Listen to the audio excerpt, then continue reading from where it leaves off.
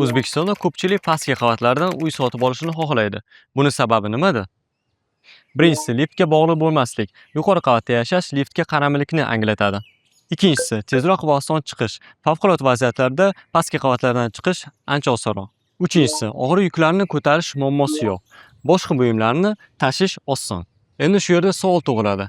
Har bir podyezdda 5 ta katta liftlar qo'yilgan bo'lsa-chi? Aynan Resim Tashkent biznes loyihamizda har bir podyezdda yashovchilar tashiydigan 4 ta 1.6 tonnalik odatiy va bitta yong'in xavfsizligi uchun o'rnatilgan 5-lift bo'ladi va siz navbatlarsiz qisqa vaqt ichida yuqori qavatlarda bo'lish imkoniyatiga ega bo'lasiz. Binomiz 24 qavatdan iborat. Bunday holatda siz qaysi qavatlardan uy xarid qilgan bo'lardingiz? Izohlarda o'z fikringizni yozib qoldiring. Uylarimiz haqida batafsil ma'lumot olish uchun quyidagi raqamga qo'ng'iroq qiling yoki sotuv ofisimizga tashrif buyuring.